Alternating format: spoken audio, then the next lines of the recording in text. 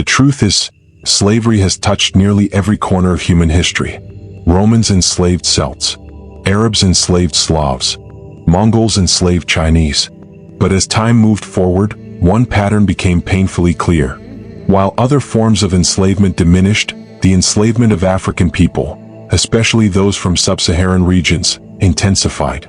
Why did the demand for enslaved Africans grow, long after others were left behind?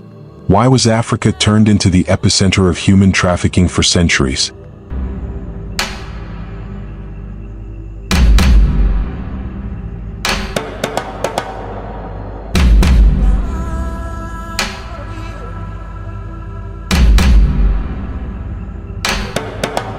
Before we begin, a quick disclaimer. This video is not meant to deliver a final or absolute answer. History is rarely black and white. It's a long, winding road of competing ideas, empires, and human motivations. What you're about to hear is the best theory I can offer, based on years of study, cross-cultural research, and historical patterns. It's not the only perspective, but it is a meaningful one. And for some, it may be hard to hear. So if you're sensitive to topics of slavery, racism, or generational trauma, this is your moment to pause. For everyone else, let's begin. Slavery wasn't always about Africa. In the ancient world, slavery was largely a matter of proximity and power. People enslaved whoever they could conquer. Neighbors, rebels, war captives. Africans weren't unique in being enslaved. Europeans were enslaved. Asians too. Even the word slave comes from Slav, referring to Slavic people who were taken by Arabs and Ottomans for centuries. When the Arab empires rose, they enslaved those closest to them, both white and black.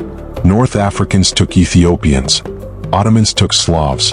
And when Islamic expansion reached into sub-Saharan Africa, so did the demand for African captives. But it wasn't personal, it was practical. Africans were targeted not because of race at first, but because of access. Because proximity made it possible. Because no one else had a better shield. It is also worth noting that African societies themselves were not isolated victims. Many were deeply integrated into global trade networks long before European arrival. From Mali to Ghana to Benin, complex kingdoms flourished.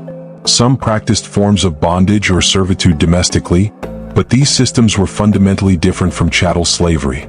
Chattel slavery, where people became property with no rights, was a European invention built for profit, not assimilation or integration. That distinction is key to understanding what came next. In medieval Europe, something shifted. As Christian kingdoms grew stronger, they began protecting their people from enslavement. The Catholic Church condemned the enslavement of Christians. And empires like the Ottoman and Russian states began defending their borders more aggressively. This narrowed the pool of potential slaves. Europeans couldn't enslave fellow Christians. Slavic sources dried up. Muslim powers were too risky to confront. So where else could they turn? Africa. Not just because it was available, but because it was vulnerable. Its societies were vast, diverse, and decentralized. And when one African kingdom resisted the slave trade, another neighboring rival might welcome it, often for guns, textiles, or power. This fragmentation made Africa unlike Europe or Asia. It became a continent where European merchants could always find new allies, middlemen, or loopholes. European traders rarely ventured far inland. They relied on African brokers, coastal kings, and warlords to supply captives. This collaboration complicates the story. It wasn't simply European aggression, but also African political calculations. Some African leaders believed they could manage the trade, control it, or even benefit from it. They were wrong. Here's a fact that often goes untold. Africans weren't brought to the Americas only as field laborers. Many came as soldiers. Yes, soldiers. The Spanish used African warriors, many of whom had fought under the Moors, to help conquer the Americas. Known as Black Conquistadors, these men helped Spain subdue local populations in the Caribbean and South America. Why? Because Europeans had long recognized Africans as fierce warriors. In North Africa, Muslim armies had relied on African soldiers. In Iberia, black fighters were conscripted during the Reconquista. So when Spain came to the New World, they brought the muscle they knew could win. Africans weren't just labor, they were a weapon. And this reputation shaped their role in the Americas. Not all Africans were enslaved at first. Some arrived free, fought alongside conquistadors, and were granted land. But as plantations expanded, the demand for mass labor eclipsed all other uses. The curse of Ham and the racial ideology of slavery. But labor and conquest alone don't explain it all. Over time, something more sinister evolved: theology. The so-called curse of Ham, a biblical myth that claimed African people were descendants of Noah's cursed son, gained traction. Though not widely used early on, it became a moral excuse for what was already happening. European colonizers needed to believe they weren't evil. They needed a story that made slavery seem divinely ordained. So they painted Africa not just as accessible, but as inferior. This mythology turned economic exploitation into racial domination. Africans were no longer just workers. They were now savages, heathens, beasts of burden. And this lie would fuel slavery for centuries. As the Enlightenment spread, so did so-called scientific racism.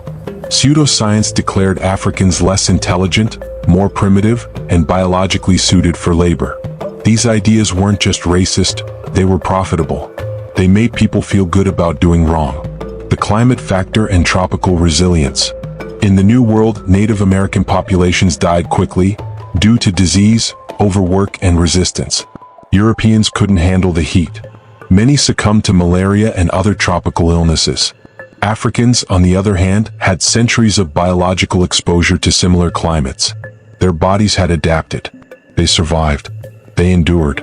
This made them ideal for plantation slavery in places like Brazil, the Caribbean, and the American South. To European colonists, this wasn't racism, it was logistics. But the consequences were devastating.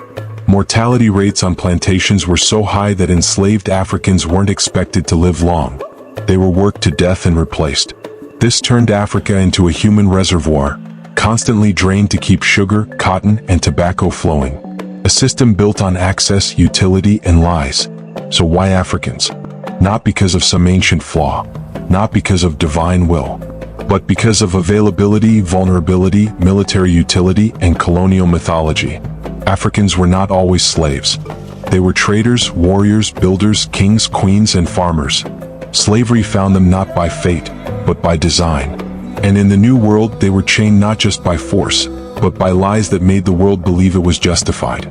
Understanding this is not just about looking back.